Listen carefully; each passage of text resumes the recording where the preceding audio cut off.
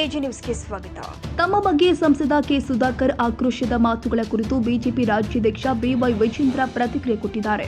Shivananda circle ಬಳಿಯ ನಿವಾಸದ ಬಳಿ ಗುರುವಾರ ಮಾತನಾಡಿದ ಅವರು, ಸುಧಾಕರ್ ಅವರು ಹಾಗೆಲ್ಲ ಮಾತನಾಡೋದು ಅವರಿಗೂ ಗೌರವ ಕೊಡಲ್ಲ, ಪಕ್ಷಕ್ಕೂ ಗೌರವ ಸಿಗಲ್ಲ. ಆ ಥರ ಎಲ್ಲ ಮಾತನಾಡಬಾರದು. ಮಾಜಿ ಸಚಿವರಾಗಿ ಅವರು ಉತ್ತಮ ಕಾರ್ಯನಿರ್ವಹಿಸಿದ್ದಾರೆ. ಅವರು ಹಿರಿಯರು ಎಂದಿದ್ದಾರೆ. ಅವರ ಜಿಲ್ಲೆಯಲ್ಲಿ ಗೆದ್ದಿರುವವರು ಅವರ ಸಂಬಂಧಿಯೂ ಹೌದು ಎಂದಿದ್ದಾರೆ. ಇನ್ನು ಜಿಲ್ಲಾಧ್ಯಕ್ಷರ ಆಯ್ಕೆಯಲ್ಲಿ ನನ್ನ ಪಾತ್ರ ಏನೂ ಇಲ್ಲ, ಶೂನ್ಯ ಎಂದು ಬಿಜೆಪಿ ರಾಜ್ಯಾಧ್ಯಕ್ಷ ಬಿವೈವಿ ಸ್ಪಷ್ಟನೆ ಕೊಟ್ಟಿದ್ದಾರೆ. ರಾಜ್ಯದ ಅಧ್ಯಕ್ಷ ಆಗಿ ನಾನು ಯಾವುದೇ ಜಿಲ್ಲೆಗೆ ಅಭಿಪ್ರಾಯ ಕೊಟ್ಟಿಲ್ಲ, ನಾನು ಅಭಿಪ್ರಾಯ ಕೊಡಲು ಸಾಧ್ಯವೂ ಇಲ್ಲ. ಕ್ಯಾಪ್ಟನ್ ಗಣೇಶ್ ಕಾರ್ಣಿಕ್ ಚುನಾವಣಾ ಅಧಿಕಾರಿ ಆಗಿದ್ದು 13 ಜನ ವೀಕ್ಷಕರು ಇದ್ದರು.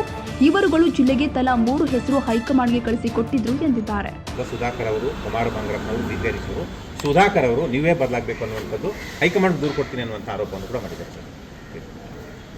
ಚುನಾವಣೆ ಪ್ರಕ್ರಿಯೆ ಹೇಗೆ ನಡೆದಿದೆ ಅನ್ನೋದನ್ನು ತಮ್ಮ ಮೂಲಕ ಗೌರವಾನ್ವಿತ ಎಲ್ಲ ಹಿರಿಯರಲ್ಲಿ ತಿಳಿಸೋದಕ್ಕೆ ನಾನು ಇಚ್ಛೆಪಡ್ತೇನೆ. ನಾನು ರಾಜ್ಯದ ಅಧ್ಯಕ್ಷನಾಗಿ ಯಾವುದೇ ಜಿಲ್ಲೆಯ ಅಭಿಪ್ರಾಯವನ್ನು ಕೂಡ ಕೊಟ್ಟಿಲ್ಲ, ಕೊಡೋದಕ್ಕೆ ಅವಕಾಶವೂ ಕೂಡ ಇಲ್ಲ. ಕೇಂದ್ರದಿಂದ ನಮ್ಮ ಕ್ಯಾಪ್ಟನ್ ಗಣೇಶ್ ಕಾರ್ಣಿಕ್ ಅವ್ರನ್ನ ಚುನಾವಣೆಯ ಒಂದು ಜವಾಬ್ದಾರಿಯನ್ನು ಅವ್ರಿಗೆ ಕೊಟ್ಟಿದ್ದರು.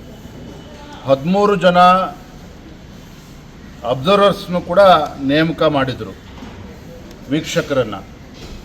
ಪ್ರತಿಯೊಬ್ಬ ವೀಕ್ಷಕರಿಗೂ ಕೂಡ 3 ಜಿಲ್ಲೆ ಜವಾಬ್ದಾರಿಯನ್ನು ಕೂಡ ನೀಡಲಾಗಿತ್ತು. ಪ್ರತಿ ಜಿಲ್ಲೆಗೂ ಕೂಡ ಚುನಾವಣಾಧಿಕಾರಿ, ರಿಟರ್ನಿಂಗ್ ಆಫೀಸರ್ ಮತ್ತು ರಿಟರ್ನಿಂಗ್ ಆಫೀಸರ್ ಕೂಡ ನೇಮಕಾತಿ ಆಗಿದೆ. ಮತ್ತು ರಿಟರ್ನಿಂಗ್ ಆಫೀಸರು ಮತ್ತು ರಿಟರ್ನಿಂಗ್ ಆಫೀಸರವರ ನೇತೃತ್ವದಲ್ಲಿ, ಅವರ ಸಮಕ್ಷಮದಲ್ಲಿ ಆ ಜಿಲ್ಲೆಗಳಲ್ಲಿ ಎಲ್ಲ ಪ್ರಮುಖರ ವಿಶ್ವಾಸಕ್ಕೆ ತೆಗೆದುಕೊಂಡು ಅಭಿಪ್ರಾಯನ ಪಡೆದುಕೊಂಡು 3 ಹೆಸರುಗಳನ್ನು ರಾಜ್ಯಕ್ಕೆ ಕಳಿಸ್ಕೊಟ್ಟಿದ್ದಾರೆ. ಜಿಲ್ಲೆ ತಂಡದಿಂದ ಯಾವ್ಯಾವ 3 ಹೆಸರುಗಳನ್ನು ಕೊಟ್ಟಿದ್ದಾರೆ. ಕನ್ನಡಿಗರ ಮೆಚ್ಚಿನ ನಿಮ್ಮ ಎಜೆ 24/7 ನ್ಯೂಸ್ ಕನ್ನಡ ವಾಹಿನಿ ಇದೀಗ ಟಿವಿಯಲ್ಲಿ ಲಭ್ಯ. ವೇಳೆ ನೋಟಿಸ್ ಕೊಟ್ಟಿದ್ರೆ ವಾಪಸ್ ತಗೋತೀವಿ. ಇವತ್ತು ವಕ್ಫ್ ಪ್ರಾಪರ್ಟಿ ಅಂತೇಳಿ ಬರ್ತದೆ ಅಂತ ಹೇಳಿದ್ರೆ ರೈತರು ಬೀದಿಗೆ ಬದಲು ಏನು ಮಾಡಬೇಕಾಗುತ್ತೆ?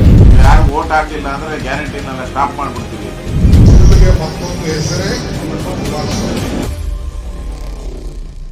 ಕರ್ನಾಟಕ ಮತ್ತು ದೇಶ ವಿದೇಶ 360 ಡಿಗ್ರಿ ಸುದ್ದಿ ಹಾಗೂ ಉತ್ತರ ಕರ್ನಾಟಕ, ಬೆಳಗಾವಿ, ಬಾಗಲಕೋಟೆ, ಧಾರವಾಡ, ಹಾವೇರಿ, ಗದಗ, ಬಿಜಾಪುರ ಜಿಲ್ಲೆಯ ಕ್ಷಣ ಕ್ಷಣದ ವಿವರವನ್ನ ಪಡೆಯುವುದಕ್ಕೆ ಎಜೆ 24/7 ನ್ಯೂಸ್ ಕನ್ನಡ ವಾಹಿನಿಯನ್ನ ಲೈಕ್ ಮಾಡಿ, ವಿಡಿಯೋಗಳನ್ನ ಶೇರ್ ಮಾಡಿ, ಕಮೆಂಟ್ ಮಾಡುವ ಮೂಲಕ ನಮ್ಮ ವಾಹಿನಿಗೆ ಸಹಕಾರ ನೀಡಿ ಮತ್ತು ಚಾನೆಲ್ ಅನ್ನ ಸಬ್ಸ್ಕ್ರೈಬ್ ಮಾಡಿ.